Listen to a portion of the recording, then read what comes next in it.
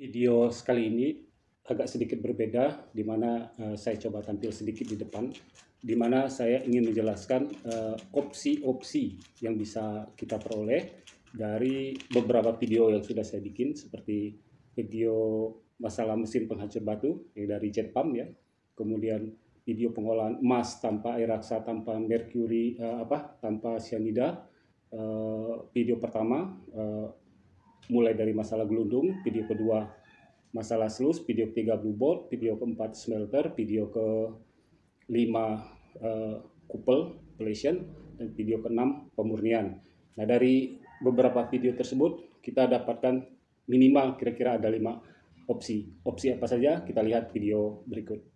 Satu, bila kita bekerja di daerah atau spot yang relatif datar ya, sungai yang tanpa riak, danau atau rawa, nah kita menggunakan dredge. Memang saya belum membuatkan tutorial masalah pembuatan dredge ini, namun secara umum dredge seperti yang terlihat di gambar ya, di mana sebelah kiri dredge penyedot dengan bazel semprot ya, sebelah kanan tadi power jet, harus menggunakan pompa tipe keong ya untuk kuat. Kemudian sluice saya bikin 2 tingkat tipe zigzag.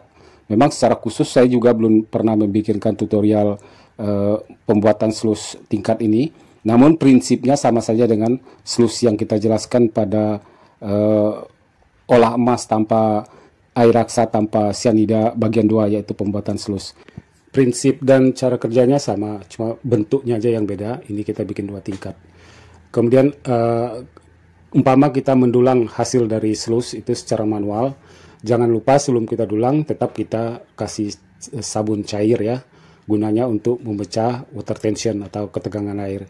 Begitu juga dengan bila kita mendulang dengan menggunakan mesin dulang atau kita sebut blue bolt ya, tetap kita kasih sabun cair. Kemudian harus homogen ya, dalam pengertian material yang mau kita dulang harus seragam. Kalau kita dari sluice yang tidak seragam, baiknya kita saring dulu. Namun apabila dari mesin penghancur batu atau gelundung biasanya sudah seragam, tidak perlu disaring. Andai emas hasil sluice kita relatif kasar ya, nah ini sebenarnya bisa langsung kita bakar ya. Jadi nggak perlu kita olah secara kimia, langsung bisa kita bakar dengan menggunakan pembakar bensin yang juga tutorialnya sudah saya tunjukkan.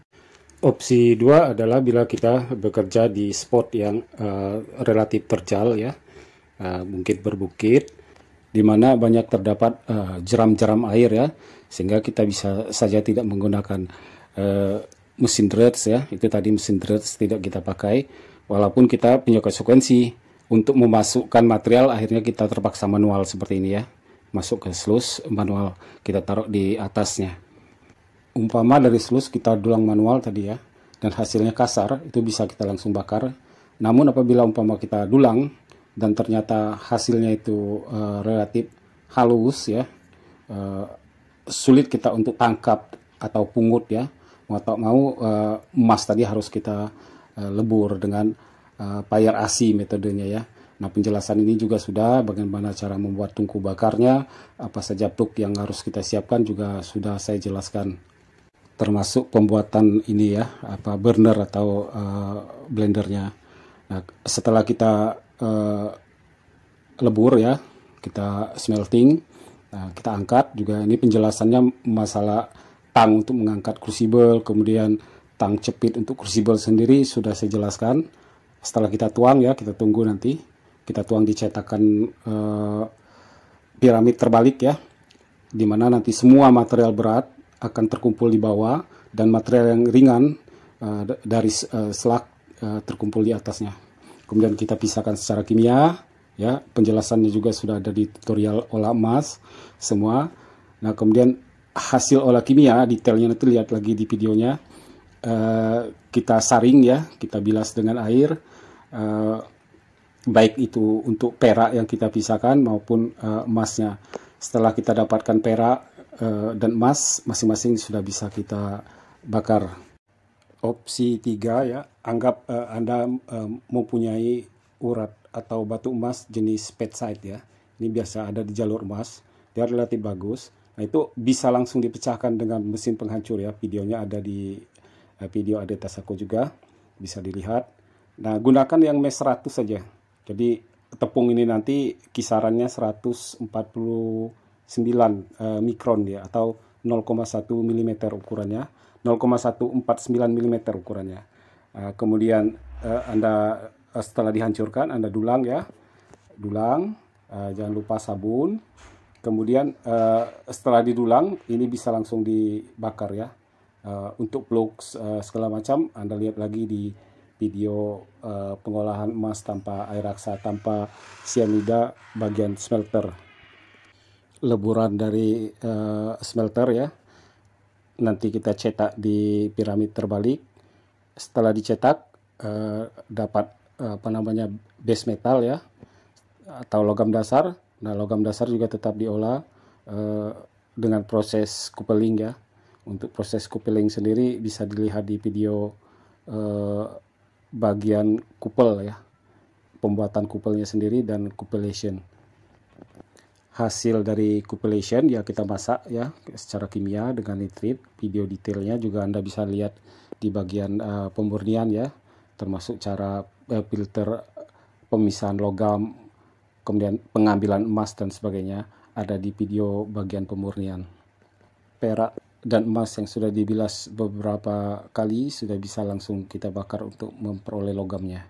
Namun umpama batuan petsite Anda punya banyak, mungkin Anda punya lubangnya sehingga Anda punya kuantiti batu yang bagus tadi banyak, tentu tidak efektif Anda mengolah menggunakan mesin penghancur batu yang dari mesin air jet pump ya. Karena kapasitasnya juga tidak banyak. Saya juga biasa menggunakan untuk contoh ya, otomatis Anda gunakan gelundung. Nah tadi setelah digelundung, karena jumlahnya banyak, mau tak mau harus diambil konsentratnya lewat sluice ya, seperti ini. Nah detail masalah sluice juga Anda lihat lagi nanti di video sluice ya. Setelah kita dapat konsentrat dari sluice, baru nanti kita olah lagi konsentrat tersebut untuk diambil fine konsentratnya, konsentrat yang sangat-sangat halusnya. Nah ini mulai dari sini semua harus hati-hati ya, mulai dari sluice, mulai dari dulang blue ball, semua kita harus hati-hati. Sabun jangan lupa, kemudian air juga harus betul-betul dihitung ya debitnya, sehingga tidak jadi kerugian karena kehilangan emas akibat kecerobohan kita. Kemudian sama ya halnya dengan kita mengolah skala kecil tadi, tetap kita harus melewati proses smelting ya. Setelah kita dapatkan logam dasarnya, kita langsung masuk ke berikutnya, yaitu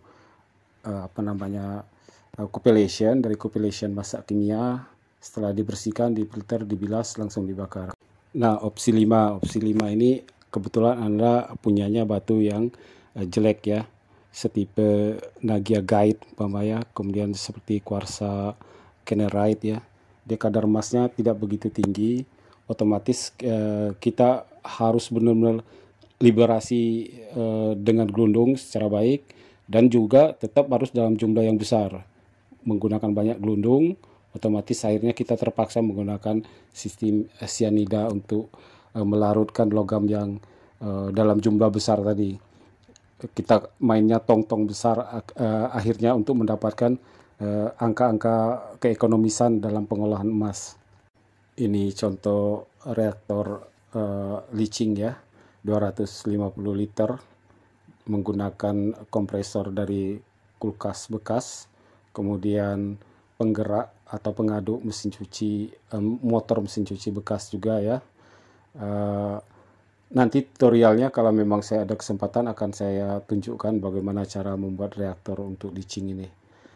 Adapun kapasitas untuk tandem 250 liter ini kurang lebih 6 karung ya. Sedangkan ini kita buat dari tandem air 1200 liter kali 2 ya, 2 buah. Namun kita hanya gunakan sebatas 1000 liter saja, jangan terlalu penuh ya. Kurang lebih 30 karung untuk satu tandem kali 2, berarti sekali olah kita sanggup mengolah 60 tandem ya. Sehingga 50-60 tandem aman untuk dikerjakan. Setelah ini juga kalau ada waktu akan saya tunjukkan, tetap ya menggunakan penggerak mesin cuci, namun kompresornya sudah kita ganti yang lebih besar. Nah, ini cara membakar karbon juga, dan alat membakarnya juga nanti akan saya tunjukkan kalau saya ada waktu ya. Ini sudah tidak menggunakan gas lagi, cukup blower untuk membakar karbon. Setelah karbon kita ambil ya, kita lebur. Tentu kita tumbuk dulu, kita haluskan, kasih plugnya. Nah, ini contoh burner, satu burner ya, satu membakar. Dia lebih lama 30 menit. Kemudian kita proses kupel ya. Setelah kita kupel, oksidasi dengan oksigen. Kalau sudah mulai larut lebur. Namun harap diingat bahwa untuk cupellation ini ya, suhu kupelnya sendiri itu harus 850 derajat Celcius, sehingga api dari burner itu memang harus juga mengenai kupel kita, sehingga dia dapat mengabsorpsi logam dasar secara sempurna. Kemudian logam dasar kita masak, kita pisahkan secara kimia, kemudian kita cuci dan kita bakar untuk ambil logamnya. Demikian video kali ini, minimal saya sudah menjelaskan kira-kira kita ada sedikit ya 5 opsi ya, namun tidak terpaku di 5 opsi itu saja. Anda bisa memilih peralatan apa yang Anda butuhkan sesuai dengan kondisi atau pola pekerjaan Anda di lapangan. Selamat berburu, terima kasih telah menonton. Assalamualaikum warahmatullahi wabarakatuh.